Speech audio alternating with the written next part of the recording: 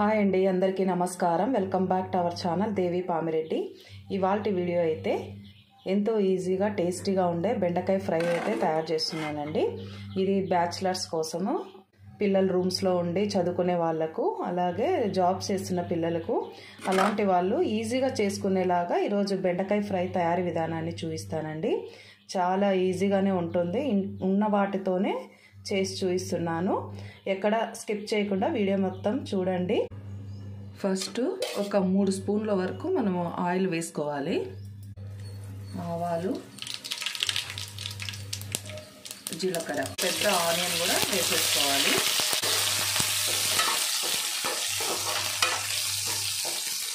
ఈ ఆనియన్స్ మరీ ఎక్కువగా వేగాల్సిన అవసరం లేదు, బెండకాయలు వేగాలి కదా, అందుకోసం ఇప్పుడు కరివేపాకు కొద్దిగా వేసేసుకొని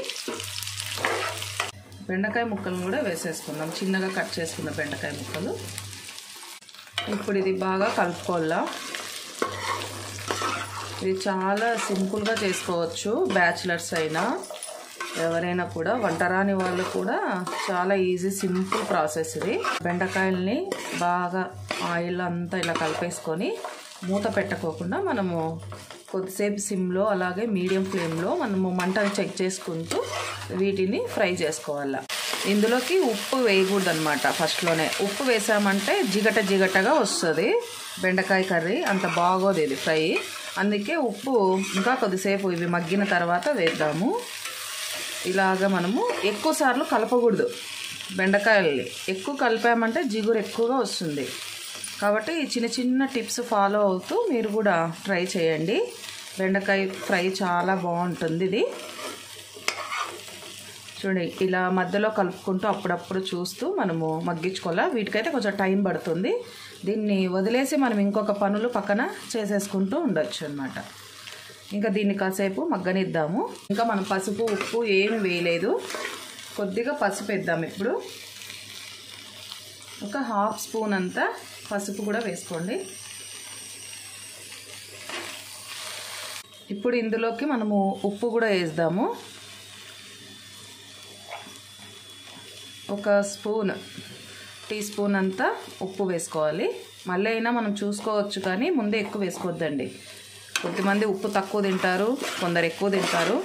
చూసుకుంటూ మనము చేసుకోవాలి. 1 స్పూన్ వరకు అయితే వేసుకోండి. ఇప్పుడు ఉప్పు పసుపు 2 వేసాం కదా, కొద్దిసేపు మళ్ళీ ఇవన్నీ 2 కలిపేసి బాగా మళ్ళీ మగ్గనిచ్చాలి. ఇంకా కొద్దిగా మగ్గాలి బెండకాయలు. ఇప్పుడు దీన్ని వదిలేద్దాం కొద్దిసేపు. సిమ్లోనే పెట్టాలి మంట, ఇది బాగా గుర్తుపెట్టుకోండి. సిమ్లో ఉంటే బాగా వేగుతాయి మాడిపోకుండా. మీరు అప్పుడప్పుడు కలుపుకుంటూ ఉండాలా, అది మర్చిపోద్దండి. అడుగు పట్టకుండా మనం మర్చిపోయామంటే అడుగు పక్కంతా మాడిపోతాయి అన్నమాట. మగ్గిపోయింది బెండకాయ అయితే, కానీ కొంచెం క్రిస్పీగా కావాలి మాకే అనుకుంటే ఇంకా కొద్దిసేపు అయినా పెట్టుకోవచ్చు. మగ్గిపోయింది. ఇంకా కొద్దిగా క్రిస్పీగా ఉంటే బాగుంటుంది అనుకుంటే ఇంకా కొద్దిసేపు కూడా మనం ఉంచుకోవచ్చు. బెండకాయ ఎప్పుడు చేసినా కూడా వేపుడు మనం ఎక్కువ సార్లు అనేది గరిట పెట్టి తిప్పుతూ ఉండకూడదు. అలా తిప్పామంటే జిగురుగా వస్తుంది, కర్రీ అయితే బాగుండదు, ముద్దగా ఉంటుంది అన్నమాట ఫ్రై. అది గుర్తుపెట్టుకోవాలి.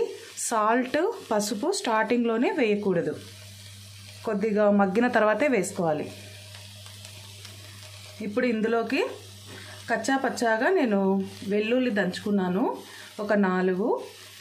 వాటిని ఇందులోకి వేసేసుకుందాము.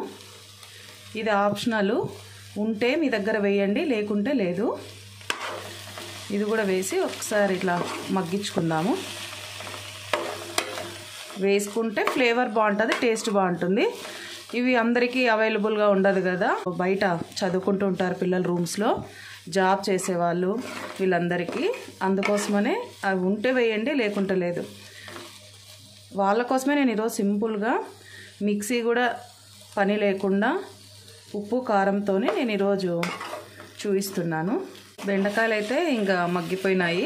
ఇంకా చాలు ఇలా ఉంటే ఇది చపాతీ కానీ రోటీస్ కానీ రైస్లో అయినా మనం తినచ్చు, బాగుంటుంది. మరీ చాలా క్రిస్పీగా అయిపోయినా కూడా బాగోదు, రైస్లో తినేకి కాదనమాట. ఇలా ఉంటే బాగుంటుంది టేస్ట్ కూడా. ఒక 2 స్పూన్ల వరకు కారం వేస్తున్నాను. చూసుకోండి, మీరు తక్కువగా కారం తినే వాళ్ళైతే కొద్దిగా తగ్గించేసుకోండి. ఇప్పుడు ఇందులోకి ఎండు కొబ్బరి పౌడర్ చేసి పెట్టుకుంటాను. దీన్ని వేస్తున్నాను నేను. మీ దగ్గర ఉంటే వేయండి.